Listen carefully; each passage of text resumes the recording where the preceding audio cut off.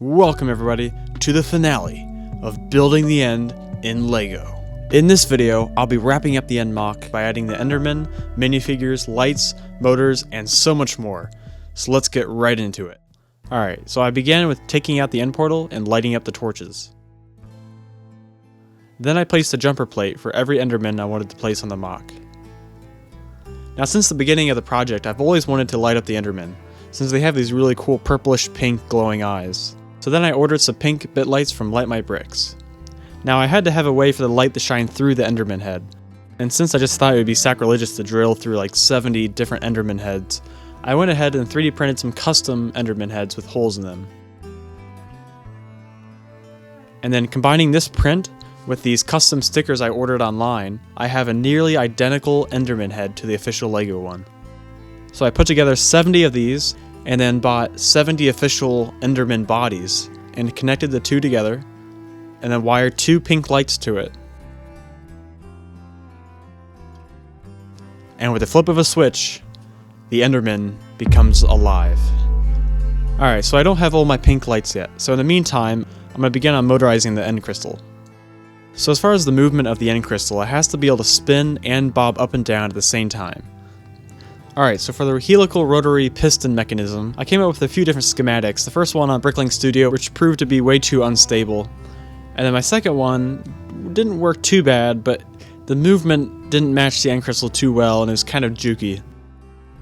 But then the third one I came up with was by far the best. It was the smoothest, and it resembled the movement of the end crystal the most. Alright, so I went ahead and took apart the top part of the pillar and attached the motor, leaving a hole in the top for the axle. Alright, and then I attached the pedestal and the crystal, and it spins great. Now my first problem came with the fire. Now the problem was that the fire's center was not large enough for the pedestal. So I had two options. I could either raise the crystal, or I could just make the fire wider. So I did a little bit of both, because I didn't want to make the crystal too high, and I didn't want to make the fire too wide.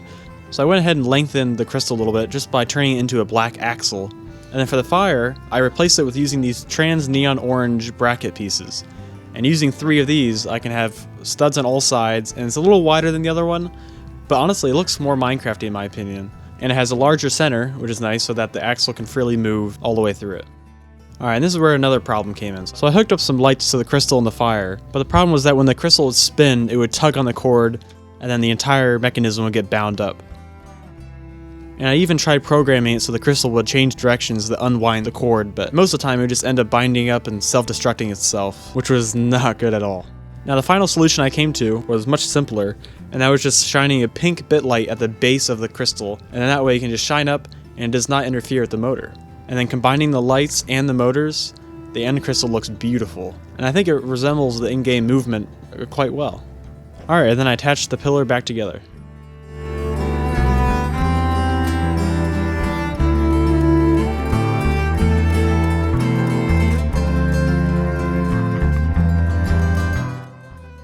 Now for the caged pillar, I could only make the crystal spin and not go up and down. And this is mainly just because, number 1, I don't have much room in the pillar to work with, so I couldn't fit the mechanism inside of it. Number 2, the cage is not quite tall enough to allow space for the entire movement of the crystal to go up and down. But then for the other 2 pillars, I did the same thing as I did for the first one, using the same helical mechanism. Now I was never quite satisfied with the end crystal design I came up with in the pillars video.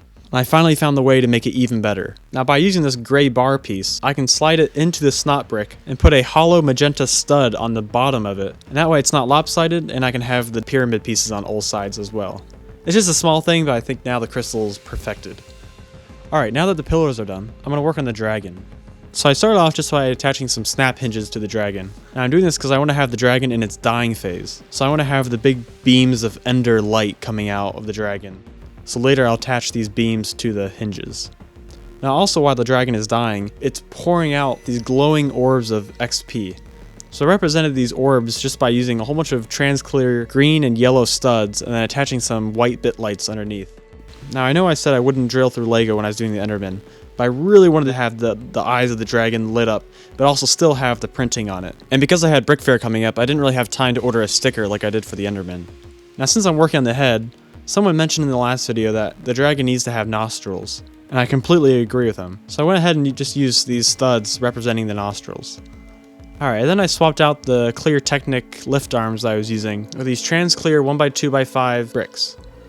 And I think it looks much better than the Technic lift arms. And then I actually just went ahead and used the exact same pieces for the beams of the dragon. Now the beams should be purple, but what I actually did is I wired the dragon with purple lights so that the beams look purple. Even though they're clear, it's shining purple light through them, which I think resembles the game more than if I just use like trans purple beams. You'll see what I mean when I light everything up. Alright, and then I just went ahead and tiled off the area around the XP, hiding the cords. Alright, then I placed Alex holding a trident and a healing potion, and I placed Steve with a diamond sword and an ender pearl. Alright, so the rest of my pink lights have arrived. So I began wiring the lights for each Enderman one by one, tiling off the cords as I go.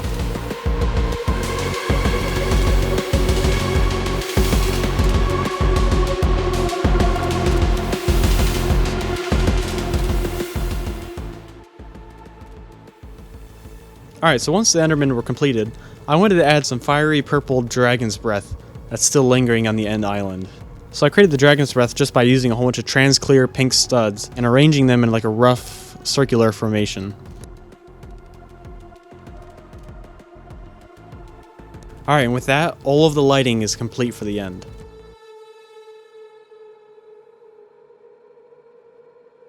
Now someone also commented on the last video that I should add an end gateway, which I thought was a pretty good idea. And it's pretty simple to do since it's just bedrock, which I've already done before, and it's the portal block. Alright, and I just went ahead and used the same bedrock design that I used before, as well as using trans black and different shades of clear blue plates to make up the portal. And then I just wired a white pulsing light to it. Alright, and the final thing I wanted to add before I tile off the entire MOC was the obsidian starting platform. So I made this using black bricks, and then I attached a netherrack bridge I made connecting the platform to the island, showing how the players got across. Alright, now it's time for the most satisfying part of this entire series, tiling off the entire MOC with thousands of tan 2x2 tiles.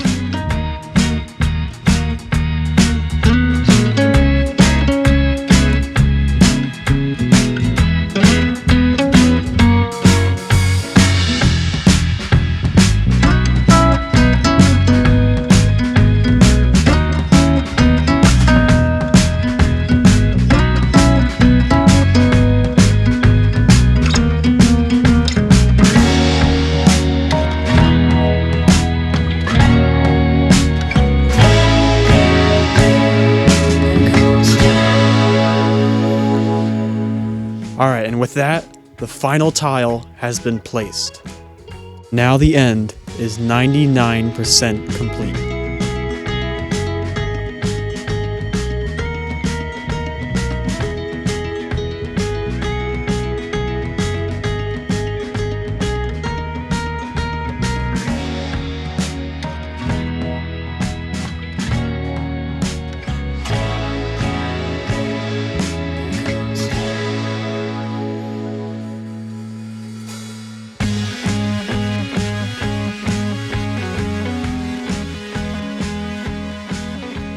And don't worry, I did not forget about the dragon egg. So I went ahead and made a really simple design for the dragon egg and placed it on top of the portal.